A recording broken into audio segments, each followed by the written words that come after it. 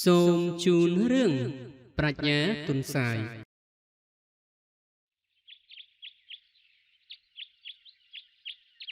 ថ្ងៃមួយទុនសាយដើរស្វែងរកចំណីអាហារក៏ប្រទះឃើញគោត្រាចមួយតើតែកាប់ថ្មីមានជួរកកស្អិតតតាត់ទុនសាយក៏អង្គុយលើជួរនោះហើយក៏បានជាប់គួតនឹងជើងរើពុំរួចជួនពេលនោះមានកូនដំរីមួយវាដើរទៅរកផឹកទឹកនៅក្នុងត្រពាំងក្បែរគល់ត្រាចនោះ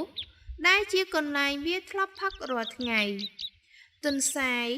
មានប្រាជ្ញាក៏និយាយបន្លាចថាណែអាកូនដំរីកុំមកផឹកទឹករបស់អញទីនេះព្រះឥន្ទលោកឲ្យអញមកចាំយាមទេយោចេញទៅវិញទៅប៉ែកូនដំរីលឺដូចនេះហើយក៏ទៅប្រាប់ម៉ែវាថា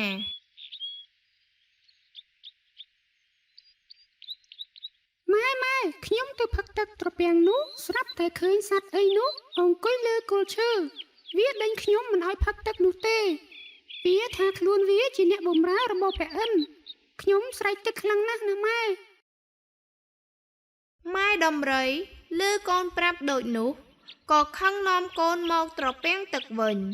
ឃើញទុនសាយអង្គុយលើគល់ឈើក៏ស្រែកឡើងថា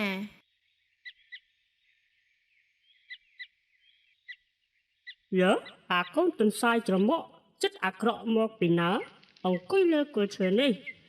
ឯងមានអំណាចអីមកហើមមិនឲ្យកូនអញចុះផឹកទឹកនេះអញនឹងជន់ក្បាលឯងឲ្យខ្ទេចឥឡូវហើយណែឈប់មីស្មោងធំហងមកពីណាហ៊ានស្រែកដាក់អញផងទឹកត្រពាំងនេះព្រះឥន្ទលោកឲ្យអញមកចាំយាមទើបអញហ៊ានហាមកូនហងមិនឲ្យផឹកដំរីខឹងទុនសាយជេរដូច្នោះហក់ស្ទុះផ្លែតទៅបួងខ្លួនកូនទុនសាយជាប់តើបចេញពីគល់ត្រាចប្រាថ្នានឹងបោកសម្លាប់ទុនសាយភ័យខ្លាំងក៏ស្រែកឡើងថាណែបើឯងបោកសម្លាប់អញកុំបោកទៅក្រោមអញមិនស្លាប់ទេចូលឯងក្រវែងអញទៅលើទើបអញស្លាប់ពេលឮទុនសាយនិយាយដូច្នោះដំរីខ្វះប្រាជ្ញាក៏ក្រវែងទុនសាយទៅលើ